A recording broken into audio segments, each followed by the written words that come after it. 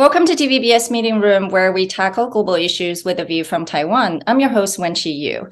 Today, our guest is Ian Bremmer. He's a familiar face on the global stage, providing political risk assessment. He's the founder of Eurasia Group, G0 Media, and author of several books. He's also credited for helping to create Wall Street's first global political risk index, bringing the craft of political risk to financial markets. There's probably not been a time since the Second World War when the markets pay as much attention to geopolitical tensions as the other economic risks. So let's hear Ian's analysis. Welcome, Ian. Hi, good to be with you.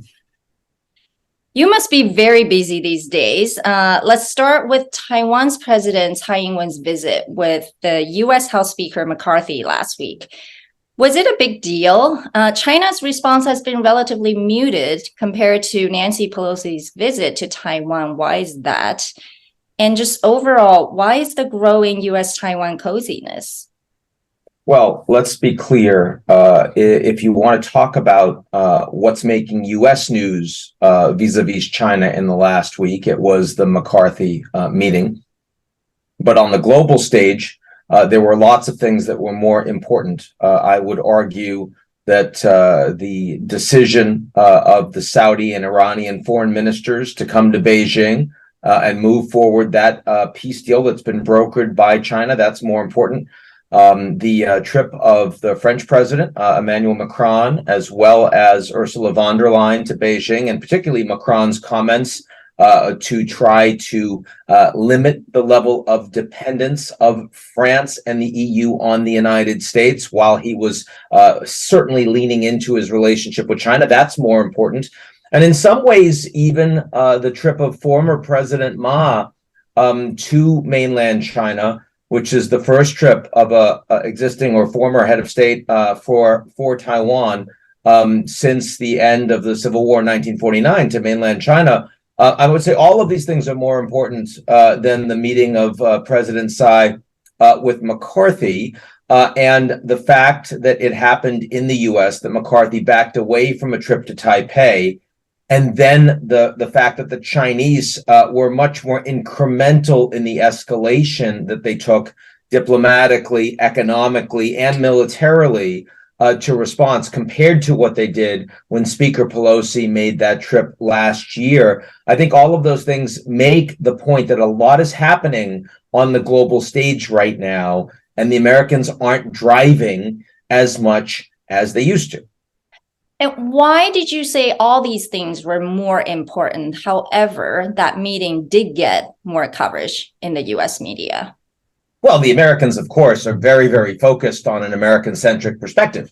And that's not what you're asking me about. But since, you're living in Washington and I'm living in New York City, we read the headlines. And the journalists that have been asking me about Beijing this week overwhelmingly have been asking me about the McCarthy meeting, the Tsai trip. So, they just don't move as fast as the world moves. Yeah, go ahead. That's an excellent point. And so I do want to ask you, what is your assessment of current U.S. policy toward China, despite all the media frenziness about Taiwan-China tensions? Do you think the competition, or the so-called competition that the U.S. and China have right now, can the U.S. win in the long run, or is it the U.S. fighting its own declining global leadership? I think it's a more complicated question than that. The United States is obviously the dominant security power in the world. There's no other country in the world that can project its military power to every region. Its soldiers, its sailors, its military equipment. The U.S. is also by far the leading arms exporter in the world, and that gap is only growing. But economically, the world is not a U.S.-led unipolar world. China's likely to become the largest economy in the world in 2030. And the EU is the world's largest common market, and they set a lot of the rules and standards. If you want to do business there, you've got to align with their regulatory superpower. The United States has the global reserve currency and the most powerful banking institutions. India is becoming more important. Japan is still playing a big role on the global economic stage. So the economic order is very much a multipolar order. Now then you have the technology questions, and there's a big fight because, of course, the most important technology companies in the world are based in the US and China, but that doesn't mean that they're politically aligned with the United States and China. Many of those companies just want to be global. They just want to make money. And it's not clear how that is playing out yet. And it's also not clear how much decoupling will take place between the United States and China when we talk about data and surveillance capitalism, when we talk about infrastructure and building out new smart grids and the rest. I mean, that's very much a question that's being discussed and debated on a daily basis. But one thing that is very clear, actually two things. The first is that there is a floor under the US-China relationship. And that's not just because Biden and Xi Jinping want there to be a floor, but also because these two countries need each other economically. There's massive interdependence. US-Chinese trade today is at record levels. It's never been higher. You wouldn't know that from all the press coverage, but it's true. Secondly, there are no countries in the world other than the US and China that are pushing for a strong decoupling. Other countries want to be much more hedged. They don't want to have to choose between the United States and China. Canada and Mexico may have no choice because they're so integrated with the US.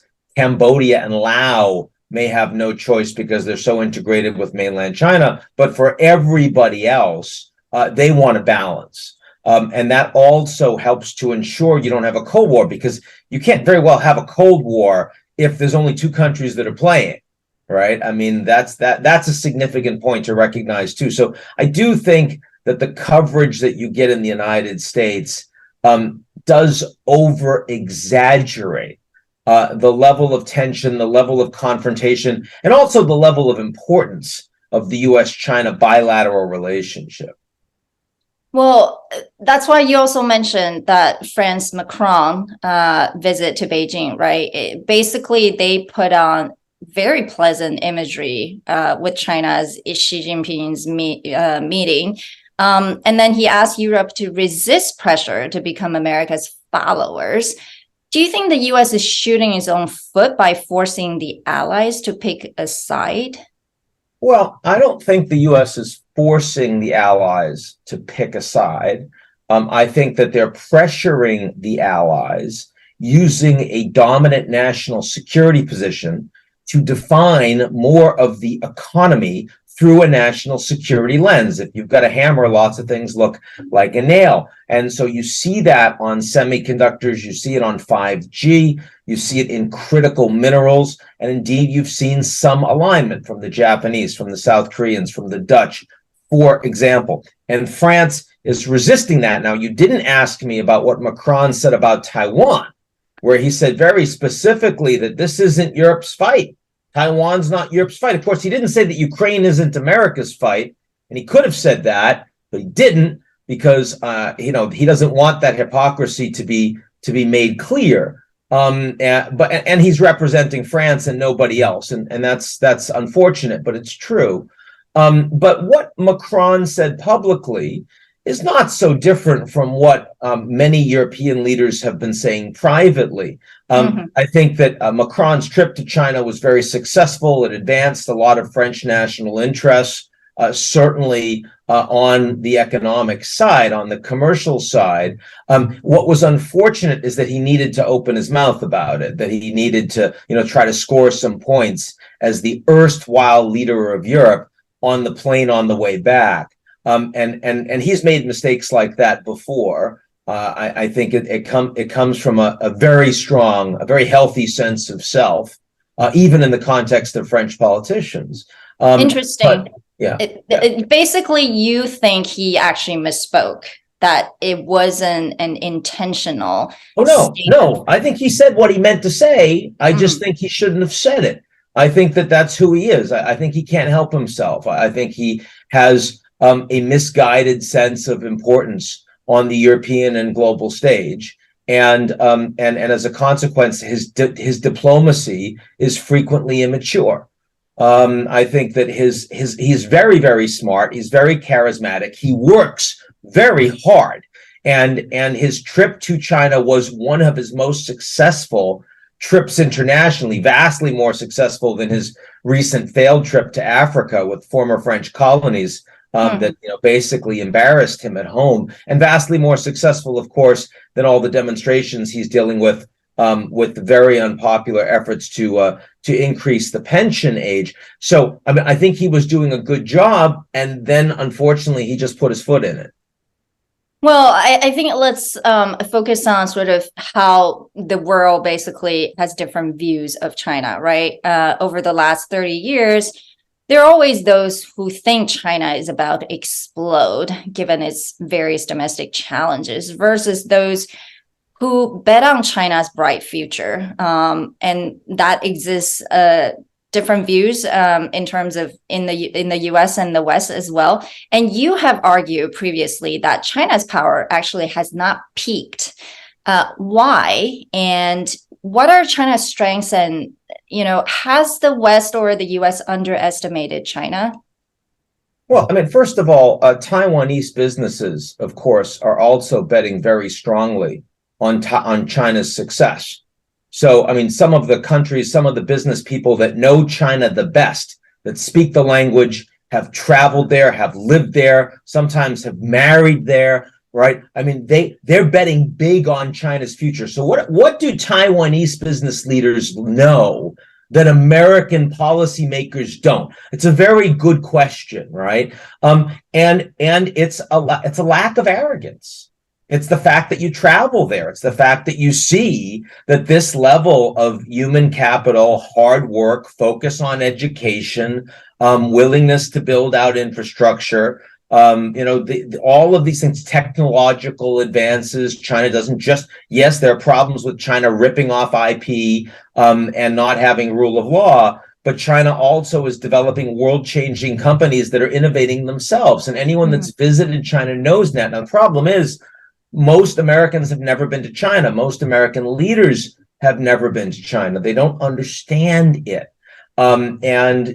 China's leaders, I think it's 20% of the top 100 officials that Xi Jinping has appointed have been educated, at least in part, in the United States. Right. So they understand what America gets right, and they learn from the US. But if you and I were to go in the halls of Congress in Washington and ask American elected leaders, what do you think we could learn from China? They'd look at you like an alien. They'd be like, what kind of a question is that? No one asked that question. We're not going to learn anything from the Chinese. Well, that's arrogance. It's misplaced.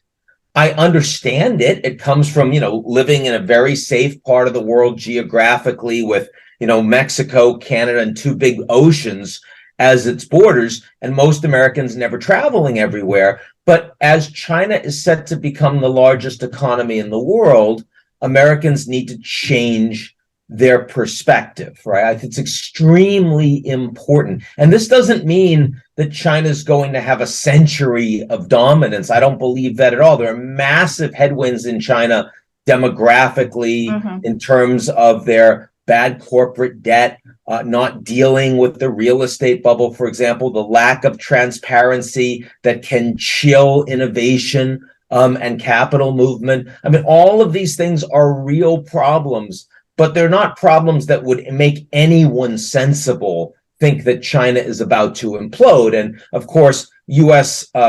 Policy literature has been littered over the last 40 years with experts failing in their predictions that China was about to fall apart. Well, you have a special interesting point of view because you also work with a lot of businesses who do business in China. Sure. So what are you hearing? What are their major concerns over this relationship? And is the Taiwan Strait the biggest political risk on their mind? What are you hearing? I think the biggest risk on their mind is just, twofold. One is external, one is internal. The external risk is just how much there is bipartisan agreement that beating up on China is a good idea politically. So not just in areas where there are national security concerns, like dual-use semiconductors that have military capabilities, but even things like the Trump tariffs, which only hurt American consumers and which you could easily remove in reciprocal fashion, but it's politically undoable because that would make you look, God forbid, soft on China. And the same thing was true with shooting down the balloon, which Biden had no intention of doing. The Secretary of State was still going to meet with Xi Jinping, but as soon as it became public, then they had to take a tough line, right? Pelosi, Biden trying to convince her not to go, delay the trip. As soon as it gets leaked to the Financial Times, oh no, we want her to make the trip. We're going to be supportive. So there's that. There's the performative aspect of a hard line on anything involving China, on treating China as the enemy, as opposed to a country that is sometimes an adversary, sometimes a competitor, and sometimes a friend. And that's that reality, that gap in the United States absolutely concerns investors that are doing business in China and might want to do more. And then you have the concerns about doing business in China itself, the political environment, the fact that Jack Ma was persona non grata and now he's okay. A whole bunch of people have been arrested. A lot of billionaires have suddenly disappeared. We don't know where they are. Is that okay? Are the rules going to suddenly change? You can't, use video games for more than 2 hours a week if you're under 18. Suddenly, decision made by the Chinese government. Well, how can you be in that industry if such? I mean, just these zero COVID and then maximum COVID, very sudden change that the Chinese, government officials at the regional level, the provincial level aren't prepared for. So I think the level of opacity, the lack of clarity in rules of the road in China are also chilling American investment and other investments as well from other countries around the world. And when you put those two things together, I would say that a large number of CEOs I talked to who 3 years ago, 5 years ago, would have considered China to be one of their most important, if not most important, growth markets for future investment are now taking a pause. They're being much more cautious about how much capital they want to allocate because they see increased risk. They see that they're not necessarily being rewarded for those investments. Well, given what you mentioned as the first part, there's so much performance sort of politics in the United States toward China right now. What would be your advice to the Taiwanese government? Because there's also a debate in Taiwan whether Taiwan should trust the U.S., side with the U.S., or they should diversify and try to talk to China and to secure a more peaceful agreement. So I guess the question is, should Taiwan put all its eggs in the U.S. market? Well, I think first of all, the United States is not just the United States. South Korea and Japan now have finally a more constructive bilateral relationship that will include sharing of intelligence, military exercises. They're ending their export controls, the Japanese on South Korea. That's very helpful for Taiwan. So if you're Taiwan and you're working with the U.S., you're also working with South Korea, Japan, Australia, New Zealand. That's very important that the Taiwanese are not alone in the Asian environment geopolitically and geoeconomically. At the same time, Taiwan is overwhelmingly economically integrated with and dependent on mainland China, and that's not going to change. So I think living with that reality means that if you are Taiwan, the status quo works for you. You don't want the status quo changed. And that's why I think it was sensible for the president of Taiwan to push McCarthy not to make a trip to Taipei, because the only one that's going to pay for that trip are the Taiwanese people, yes. Right? It's just going to hurt the Taiwanese economically, politically, and militarily. So why would you do that? In other words, do not provoke China unnecessarily.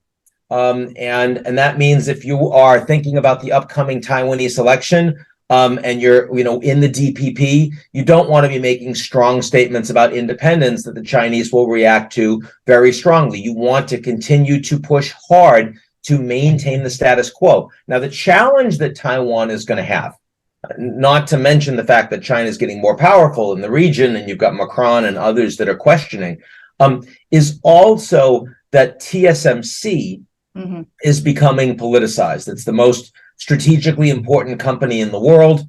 It's absolutely indispensable for semiconductors. The Americans are saying that they want TSMC to be a strategic and defense partner of the United States and its allies, which means that they will no longer be providing the same level of support for exports to mainland China. Now, if you're China and you hear that, you're saying, well, we're going to have to invest hundreds of billions of dollars in our own semiconductor industry, making TSMC obsolete. And now, if Taiwan goes from TSMC is the most important strategic company in the world for both mainland China and the US to TSMC has to put fabs in the United States and its allies that are high performance, and that China's going to build their own, well, suddenly the status quo has been changed in ways that make Taiwan much more vulnerable to economic and military escalation. And so it is strongly not in Taiwan's interest to have the status quo of TSMC changed, either by the Americans or by the Chinese. This is a big problem in my view. Well, I think that concern is legitimate for a lot of people who care about semiconductor sort of hollowing out effect in Taiwan. But there's also some argument that, China has been investing in the semiconductor sector for years and hasn't been successful.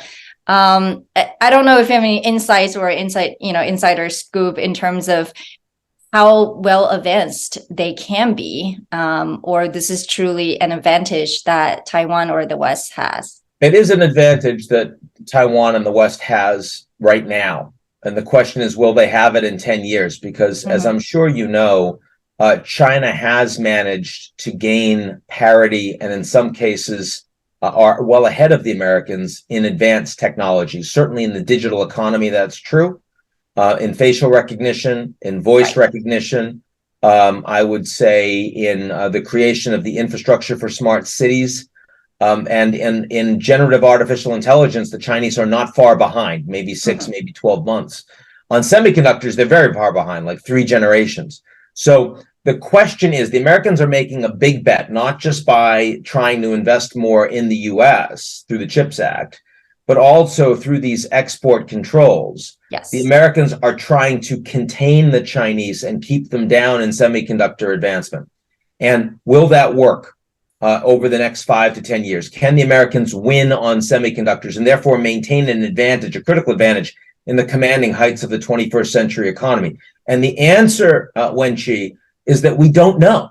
The answer is we don't know. If you made me bet, I would bet that the Americans would maintain a more significant lead through this policy than otherwise, but I don't have high confidence on that. I think there's at least a 20% chance that this policy fails completely, and that the Chinese are able to invest and become the technology superpower because the Chinese government's driving it. They're making the investments. There are far more people with far more data, no privacy, all consolidated in a small number of super apps. And they're just able to drive advances that are critical in next generation AI in the way that the Americans and the Europeans and others end up being behind. And what I'm suggesting is that the bet that's being made right now by the United States might be one of the most consequential geopolitical bets that have been ever made.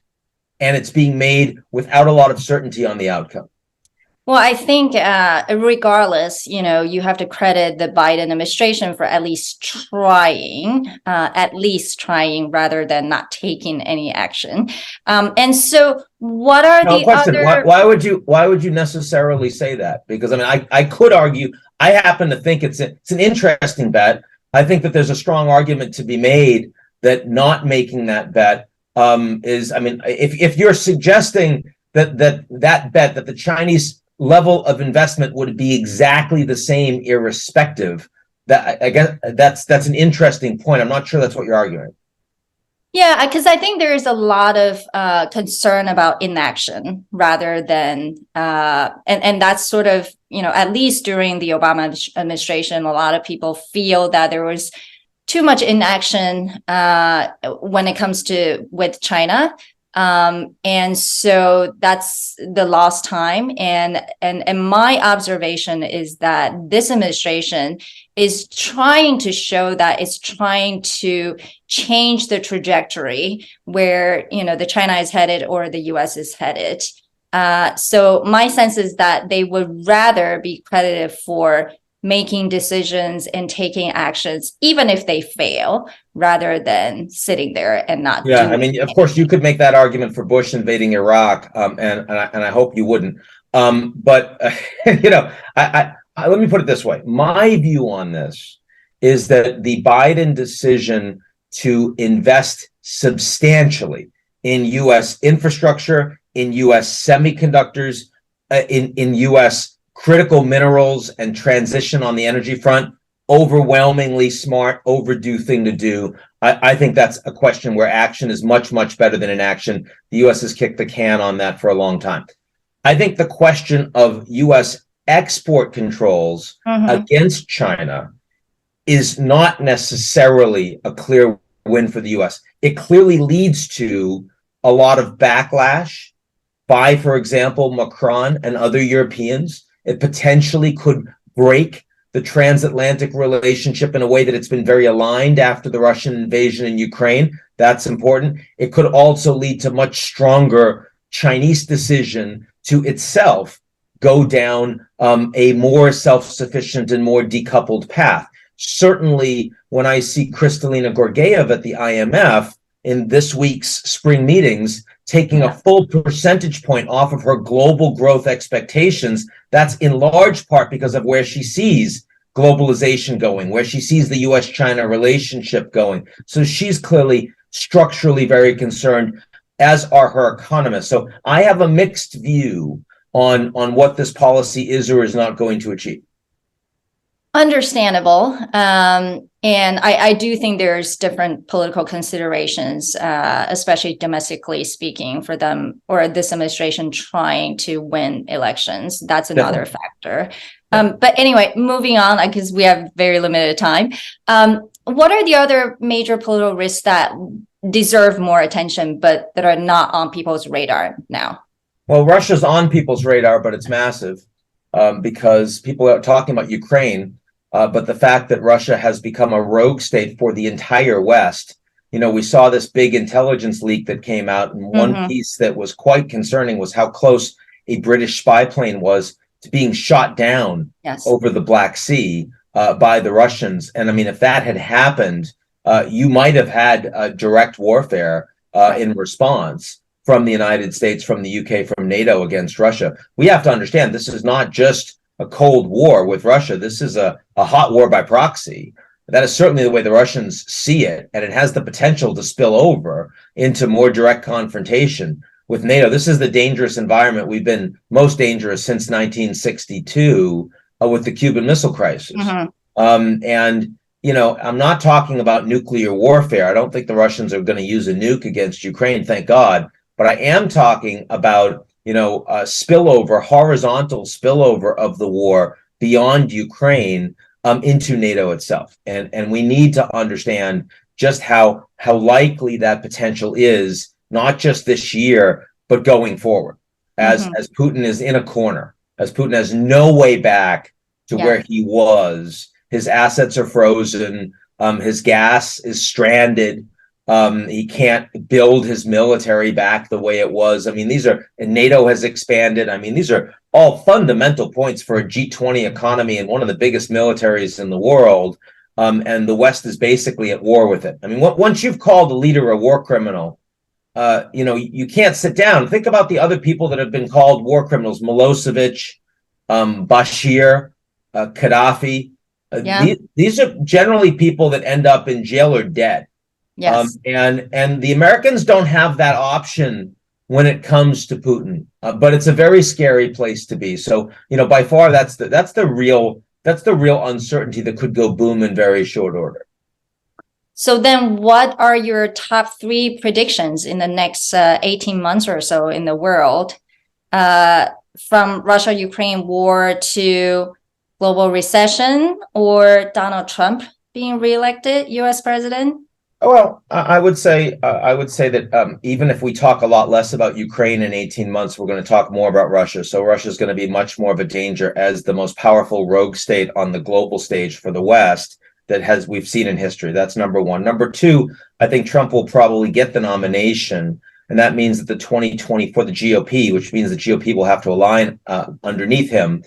And that means that the 2024 presidential election will be every bit as divisive, maybe more so than 2020. And the Americans will, the impact of that on the way other countries look at the United States and the level of consistency of U.S. policy, commitment of U.S. policy, I think will be open to question once again. And then third, I do think that China's influence on the stage, the global stage diplomatically, is going to continue to grow, particularly in the Middle East, where the Chinese are starting to displace the Americans. We will see. I think it's going to be hard for the Europeans to maintain the same level of unity on Russia while they're trying to hedge on China. And that, where those two things come together, are going to be very interesting.